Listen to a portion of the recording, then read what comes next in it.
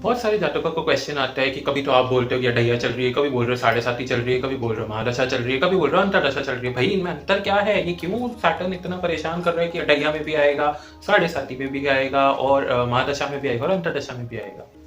तो ये सब अलग हैं और ये सब आपके प्रारब्ध और कुछ पिछले कर्मों से जुड़े हैं, ठीक है। तो इनसे घबराने का नहीं है, क्योंकि साढ़े साती और अढैया तो सबके जीवन में आती है, ठीक है।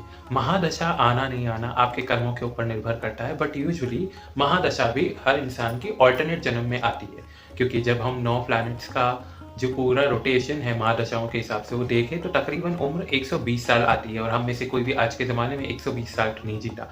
तो आप जिस दशा में मौत को पाते हैं, परम गति को पाते हैं, उस दशा का जितना भी आपने समय इस जीवन में गुजारा वो तो इस जीवन में रह गया। जब आप नेक्स्ट जन्म लेंगे तो आप इसी दशा में जिसमें आप खत्म हुए थे पिछले जन्म में, उसी दशा के बचे हुए हिस्से को कंप्लीट करेंगे नेक्स्ट जन्म में।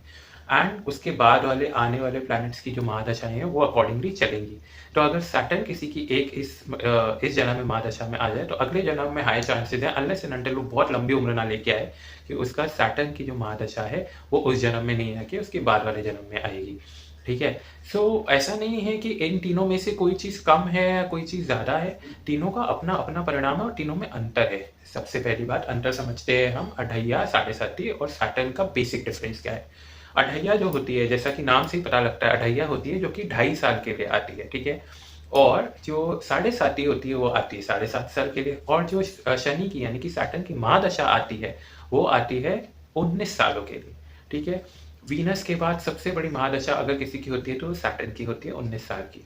अब ये कब, किसको, कैसे, कब आती है, क्यों आती है, कैसे आती है, ये सारे सवालों का भी जवाब मैं आपको इसी वीडियो में दूंगा, ठीक है। अढैया, अढैया मानी कि 2.5 साल। अब क्या होता है कि सैटर्न को आप जब जन्म लिया आपने, जब वो उस सैटर्न जिस राशि में था उस राशि में आने के लिए वापस, क्योंकि वो सबसे छोटा ओल्ड प्लैनेट है, बूढ़ा प्लैनेट है, स्लो प्लैनेट है, कोल्ड प्लैनेट है, इसलिए उसको वहां तक आने में पूरे 29.5 साल लगते हैं। तो सबसे पहला सैटर्न रिटर्न हम उसको बोलते हैं अढैया को।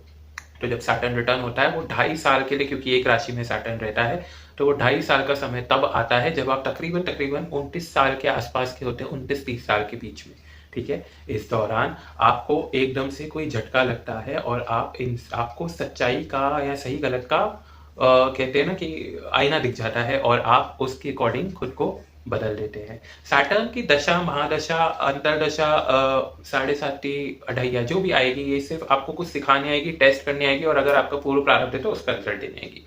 मूविंग ऑन टू साढ़े साती।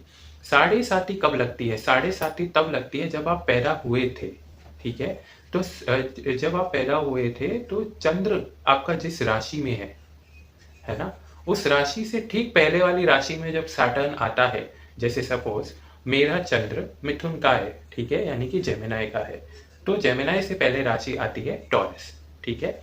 टॉरस राशि में जब चंद्र आएंगे तो सैटर्न आएंगे तो सैटर्न एक राशि में 2.5 साल के लिए रहेंगे, तो साढ़े साती का यानी कि 7.5 साल में से पहले 2.5 साल वो टॉरस में रहेंगे। दूसरे 2.5 साल मेरे सबसे डिफिकल्ट होंगे, क्योंकि तब वो वहीं आएंगे जहाँ पे मेरे मून है।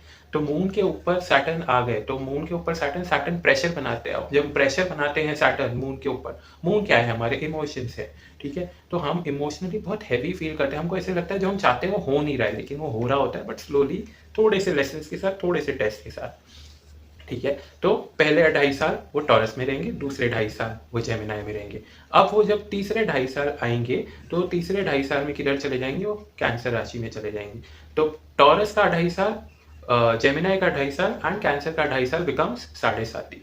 तो जैसे ये 7.5 साल गुजरेंगे मैं एक अलग इंसान बन के आपके सामने प्रस्तुत हो चुका होऊंगा। ये खूबी है सैटर्न के साढ़े साती की। तो आपको पनिश नहीं, आपको सिखाने और टेस्ट करने आती है।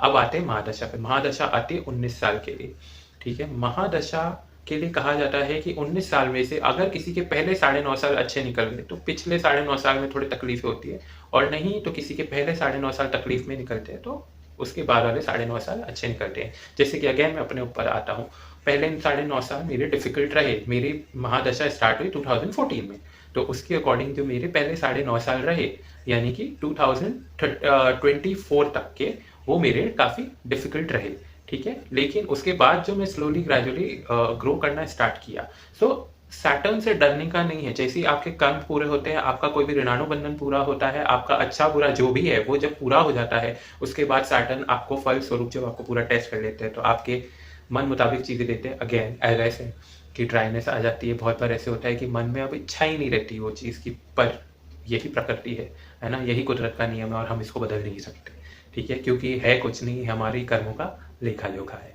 तो इस दौरान क्या होता है, इंसान पढ़ना स्टार्ट होता है। तो सैटर्न जब जाते हैं ना, तो जाते जाते अपना अच्छा परिणाम देकर जाते हैं। ऐसे बहुत लोग हैं जिन्होंने सैटर्न की महादशा में बहुत कुछ पाया है।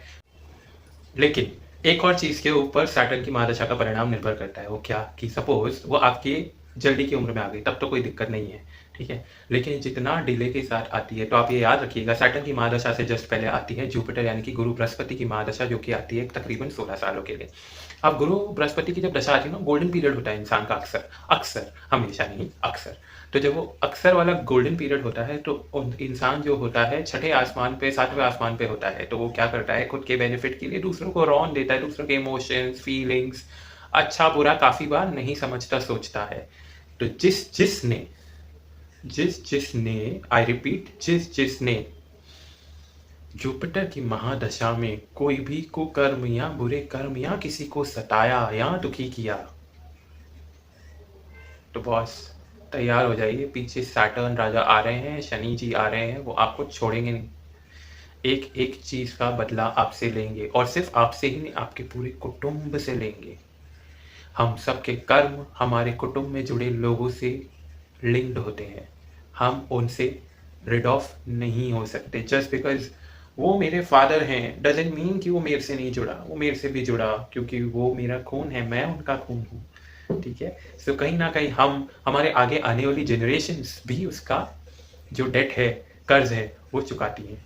इसलिए सैटर्न का एक ही सिंपल रूल है, क्योंकि वो खुद न्यायप्रिय है, तो वो आपसे भी एक्सपेक्ट करते हैं कि आप न्यायप्रिय रहिए, आप न्याय कीजिए, फिर आपको फल के टेंशन की जरूरत ही नहीं। मतलब किस चीज की टेंशन, आपने न्याय किया, आपके साथ गलत क्यों होगा। इसलिए बोलते हैं ना कि जिसने सही किया उसके साथ भगवान कभी गलत नहीं करते। हाँ, अभी आपको शायद दिख रहा होगा कि आपके साथ गलत हो रहा है, और जो गलत कर रहे हैं उनके साथ सही हो रहा है, वो इसलिए हो रहा है क्योंकि वो उनके पिछले जन्मों का प्रारब्ध है। जिस दिन वो घड़ा, जो उनके पिछले जन्मों के अच्छे कर्मों का घड़ा खत्म हो जाएगा, उस दिन वो इस जन्म के बुरे कर्मों का घड़ा का जो बोझ है वो उतारेंगे, ठीक है। और उनको एक एक पाई का हिसाब देना पड़ेगा, कोई नहीं बचता है शनि की दृष्टि से, ठीक है। अगर आपको और भी कुछ डिटेल में जानना है या कोई बात नहीं समझ में आई हो, तो आप कमेंट कर दीजिए, मैं आपको बता दिया करूँगा, ठीक है।